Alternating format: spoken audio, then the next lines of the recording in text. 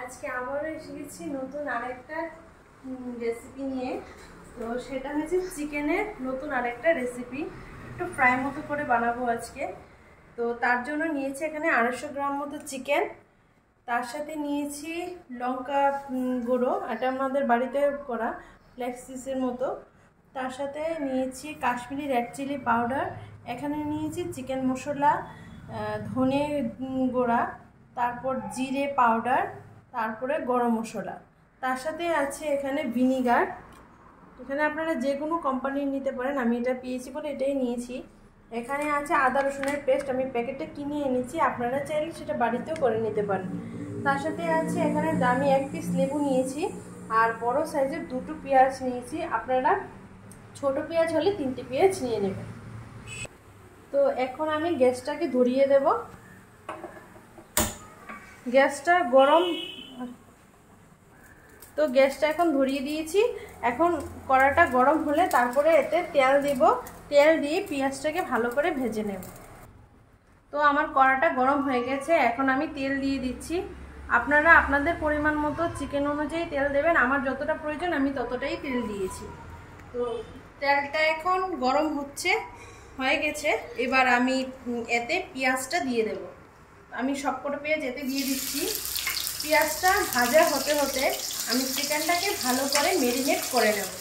আমি এখানে সবকটা পেঁয়াজ দিয়ে দিলাম। এখানে আপনারা যদি ছোট পেঁয়াজ হয় তাহলে 3টে দেবেন, আর বড় পেঁয়াজ হলে 2টো দিলেই হয়ে যাবে। তাও আপনাদের চিকেন অনুযায়ী দিতে পারেন। যদি আপনারা চিকেন বেশি ফ্রাই করেন তাহলে বেশি পেঁয়াজ দেবেন, আর যদি চিকেন অল্প হয় তাহলে অল্প পেঁয়াজ দেবেন। এটা আপনাদের পরিমাণ মতো দিলে হয়। পেঁয়াজ দিয়ে সেরকম কোনো টেস্ট বেশি আসে না, এটা ফ্লেভারের জন্য। শুধু মেরিনেট করাটাই মেন, ওটা ভালো করে করালে তাহলে চিকেনটা রান্না করলে হেভি টেস্ট হবে। তো পেঁয়াজটা ভাজা হতে হতে আমি চিকেনটাকে ভালো করে মেরিনেট করে নেব। তো এখানে আমি 250 গ্রামের মতো চিকেন নিয়েছি।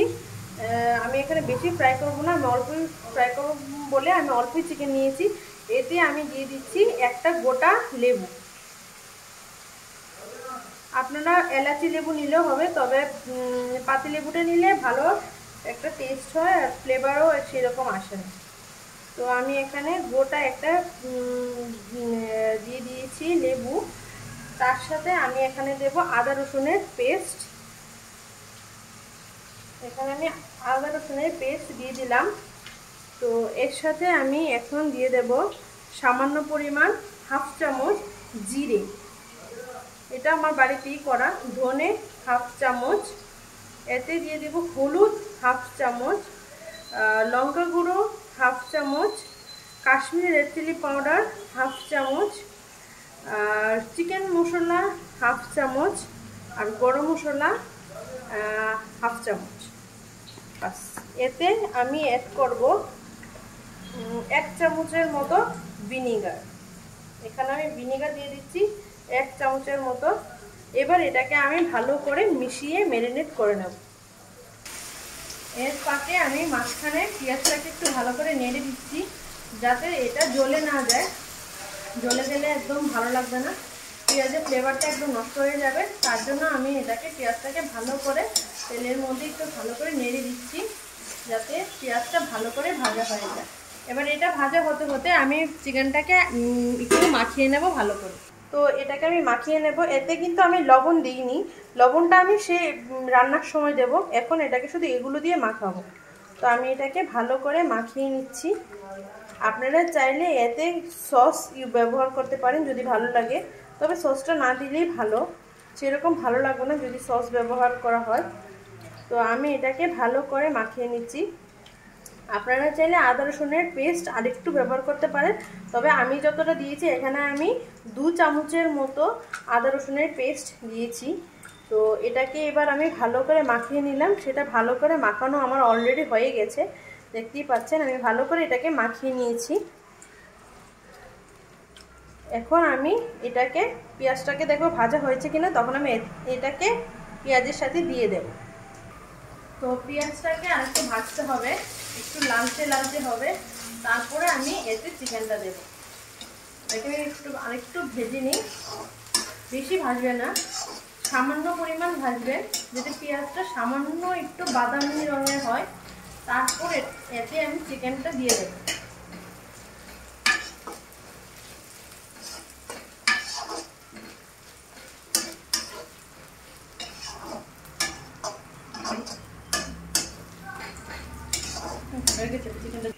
এবার আমার ভাজাটা হয়েই গেছে, দেখুন। এবার আমি চিকেনটা দিয়ে দিচ্ছি।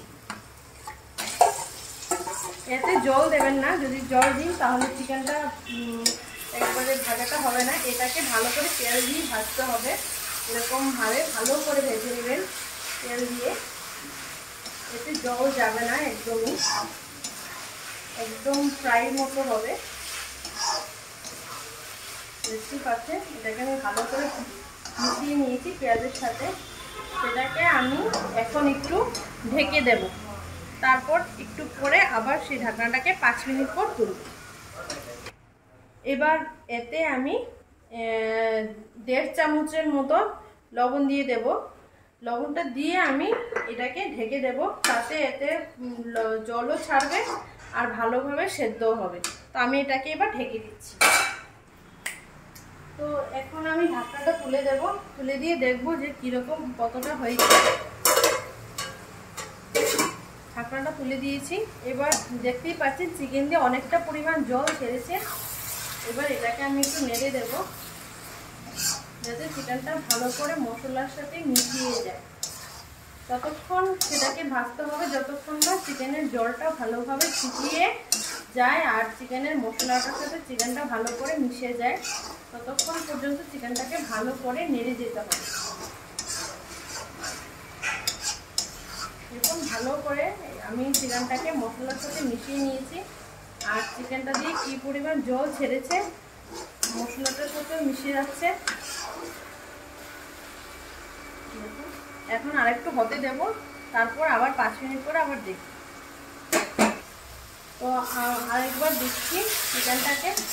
দেখুন, এইভাবে নেড়ে যেতে হবে কন্টিনিউ। যদি নিচে লেগে যায় তখন চিকেনটা একবারে জ্বলে যাবে, ভালো লাগবে না। এই জন্য চিকেনটাকে ভালো করে নেড়ে নিচ্ছি। যদি চটজলদি রেসিপি হয় তাহলে এটা খুব ভালো।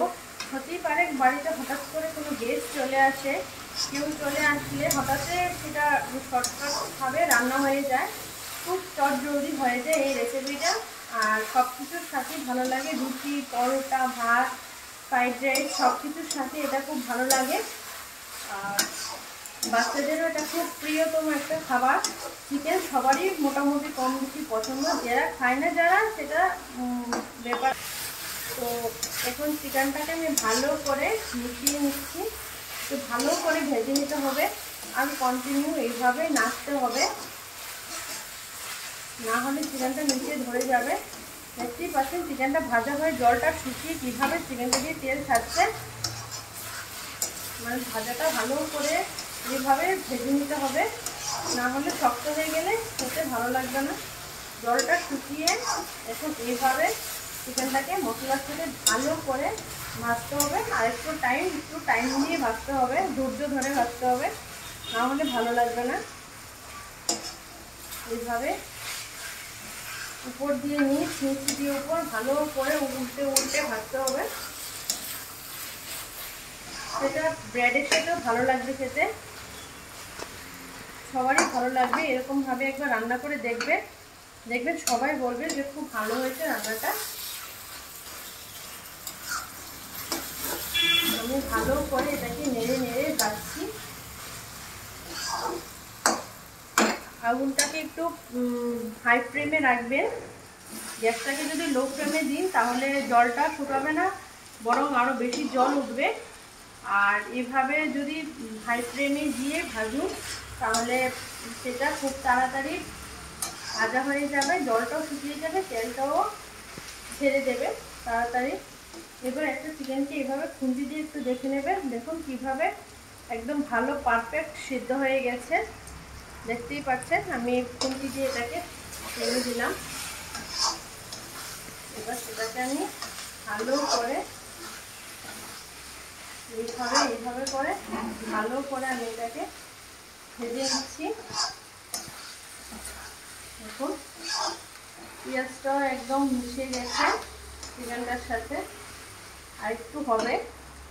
আর একটু ভাজতে হবে, ধৈর্য ধরে ভাজতে হবে, না হলে সেটা ভাজা হবে না। আমার হয়ে গেছে চিকেন মশলা ফ্রাই। এখন আমি এটাকে তুলে নেব। এখন আমি গ্যাসটাকে বন্ধ করে দিচ্ছি। এখন আমি এটাকে বাটিতে তুলে নিচ্ছি। বাটিটাকে একটু হাতে নিয়ে নিই। দেখুন খুব ভালোভাবে ভাজা হয়ে গেছে। এখন আমি এটাকে তুলে নিয়েছি।